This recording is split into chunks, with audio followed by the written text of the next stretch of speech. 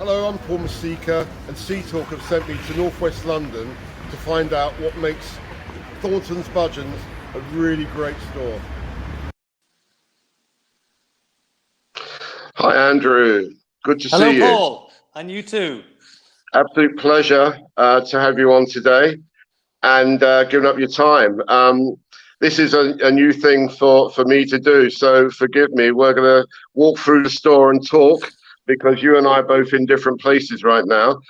Can you, as we go through the store, can you sort of talk us through what made you leave your consultancy job that you had many years ago and take up the heady heights of grocery convenience retailing? Well, I had a bit of a midlife crisis, and part of that led me to look at my purpose in life and how I could live a more fulfilling life. And I had kind of got very frustrated that how short-term profit focused most businesses were. And I kind of felt that the need, without necessarily fully understanding it at the time, that the desire to play around with different business models and business models with what I subsequently call business with a heart, and that's what I got to eventually. So trying to basically move away from this short-term profit focus to moving to a business that has a purpose, that lines everything up behind that purpose and allows people to open their hearts and be more authentically themselves. That was quite apparent. I came into your store probably about 5 or 6 years ago, and I was absolutely struck by you came across, and I've been to quite a few convenience stores, but you seem to be the most green and sustainable and diversity savvy retailer, and the most outspoken in terms of the cutting down on plastics. Did that kind of just happen, or was that something that evolved over time? Because inclusion and diversity is a hot topic now, but you've always been doing it seemingly. Yeah, I mean, we from the very beginning, we wanted to focus on community and environment. Our purpose, and I said, what I've discovered is that if you line up everything behind a purpose, then you can start to make a difference. So our purpose at Thorntons Purpose was, we are the community supermarket that really care about people and planet. So everything we do is lined up behind that. So when the whole plastic debate grew in 2018, when David Attenborough recorded Blue Planet 2, and everybody started to wake up to this crisis that people have been known of for a long time, we felt we had to act. It was just something we needed to do. Almost felt we had no choice but to do something. So we decided, having taken inspiration from Ecoplaza in the Netherlands, to be the first in the UK and the second in the world to introduce plastic-free. Well, they introduced plastic-free aisle, we introduced plastic-free zones. So the idea is that you've got 28 different zones across the store, every different bit of the store that you can do plastic-free shopping. So you, Paul, if you wanted, you could feed your whole family entirely from plastic-free products, if you're prepared to be a bit flexible in terms of what exactly you buy. And we did this for 3 reasons. First of all, so that people like you, a customer, could use less plastic. Secondly, so that we produce less plastic. But thirdly, and I think most importantly, we wanted to show the bigger retailers that actually it wasn't as difficult as they had let on it is. And they were making it very complicated. No, we can't do this and we can't do that.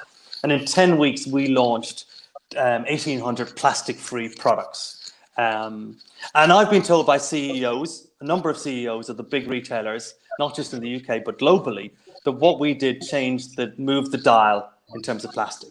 And people suddenly thought, crumbs, if they can do it with one little shop in North London, then crumbs, we with thousands of shops and hundreds of millions of pounds or billions of pounds worth of resources, we've got to be able to do something. Yeah, and I mean, we'll talk about that a bit more in a second. I mean, just as we go around the store, obviously your fresh area was totally plastic free. You have free paper bags which is going back what was many years ago. But I was really struck also by the amount of food that you sell, the fresh food, the food to go. Earlier on, you saw those chicken, the chicken wing station, which I have to say, I've tried myself and are delicious. I mean, you are quite like a lot of other convenience retailers. Um, yeah, there's almost like a hybrid between a convenience store and a multiple almost. But that's purely because of the sheer size, I guess, Andrew. Because what you're getting there, what you're selling in your store is everything that your customers probably ask for and want. Yeah, And I mean, more, I don't think we are a convenience store. I call us a convenience supermarket. yeah, And, because we care about people and planet, some of those people are our customers. And people in Belsize Park love really good food. They like ethical food. They like to be able to prepare fresh from scratch meals, but they also value being able to buy, a prepared meal, prepared in store, or a frozen meal from cook, or fantastic fresh fish from the fishmonger. So yeah, that's all part of what makes us stand out as an organization. And all the work we've done with Heart in terms of helping people be more authentically themselves mean that people are really passionate about what we do. So everybody's engaged in what we do, and you see a real care in the store as a result of that. That well, Heart approach. that care comes across very strong. What I did read was that your strong leadership team reviews the work that your individual team members do on a daily basis 3 times, and that you encourage your team members to really do the work that they're really good at and not spend time on areas that they're not very enthusiastic. And that seems to have resulted in quite a high sales uplift of some 8 to 10%. Can you talk? Yes. I mean, what you're talking about is what we call being in flow. Being in flow means you spend your life doing things you're good at and love doing. And we have gone through exercises over the years of looking at what people's responsibilities are and helping move stuff around. So if I don't like admin, but you happen to be really good at admin, Paul, and we work together, well, you do my admin, and maybe you don't like making calls to people you don't know, whereas I'm really good at it, cold calling. So we swap stuff around, and that's what we've done. Now, the example of sales you mentioned, a number of years that we've been measuring our human potential and how much human potential we can access, which is how much of us as humans we can access. And we compared this to another budget store when we first did this 4 years ago. And we found we were using 8% more of our potential than they were, and our sales were 10%, were growing 10% faster than they were. So there is a direct correlation, which is not surprising. If you're using potential and you're helping people do the things they love doing, it's not surprising you would end up selling more.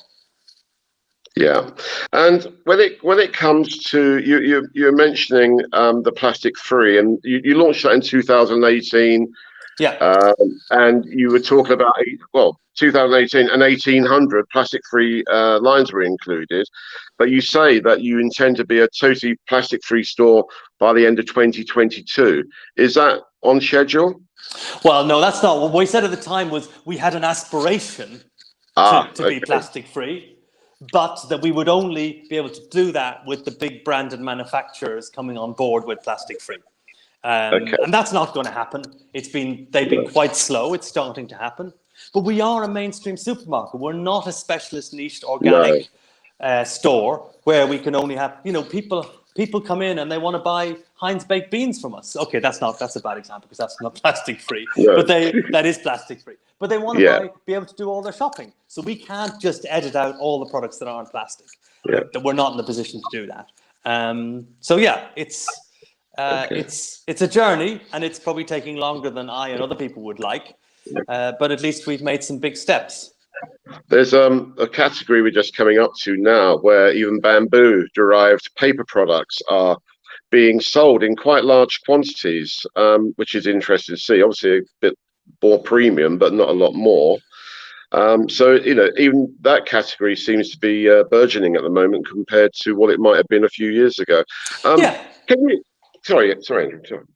Yeah, I mean, customers, when we did our plastic-free launch, our total sales across the whole store went up by 4%. Now, that's a big shift in sales. You know that as well as anybody who's worked in grocery retailing. And that was Absolutely. because customers wanted solutions. They know there's a problem with plastic. They know there's a problem with the climate crisis. So they want solutions. So if we can give them products like the plain bamboo toilet paper, or we can give them fruit and veg, all loose, not in plastic bags, and other better for the planet products, then people will, bite our hands off to buy them. Yeah, with I mean, time goes so quick. I mean, we've flown through this, but throughout the film, you've been seeing some refill stations, which are obviously really interesting, and again, something you don't see often. But if for the viewers, which are primarily retailers and brand owners, but for the retailers, what would be kind of three? It doesn't have to be three, but have you got some top very quick tips to share About, well, I think about being about plastic free? What were the easy wins? Which are the easy wins rather than having to really kind of go around the houses to do it? well, the easy wins. Fruit and veg is an easy win. Our customers have loved buying much more loose fruit and veg. Very simple. Bread, putting bread in sort of paper rather than in aerated plastic bags, another relatively easy win. And then I think you just start looking at your store and see where you can do things that cut out plastic, because your customers will love it. Mine did. I don't see why any customers anywhere around the UK or the world, indeed, would actually, not benefit from doing that. So I think that's the other point I would say, and this applies equally to retailers and suppliers. If you want to be in this sort of sustainability environmental space, it needs to be core to what you do. Hence this thing about purpose. There's a lot of people out there, everybody's talking about, oh yes, we're doing this, we're doing that, and carbon neutral, this and that and the other, and throwaway statements. The people who are really making a difference are those who have it in their purpose. Now, it's outside our sector, but Patagonia, to my mind, is one of the most purposeful businesses in the world. And, they deliver on their environmental commitments because it's part of the core of what they do. A bit like we did at Thorntons Purpose, although, they're a lot further advanced on the journey than we ever were. So I think for suppliers and retailers, if you really think this is something that's important to you, then you need to link it into your purpose and link everything behind it. Because if it's a bit of an add-on and you just sort of say, oh yeah, by the way, we're going to do this, then it won't be authentic and customers will see right through it. Yeah, I get that. And finally, and we will touch on some of the areas in which you're going just very briefly, because I'm conscious now on time. What finally made your mind up to sell to the Cabana Group, and what you're going to be going to do going forward? Because I know personally, you got this Harding business venture with what looks like a really talented team of people. And let's not forget the book that you're writing and bringing out very soon, putting the heart back into business.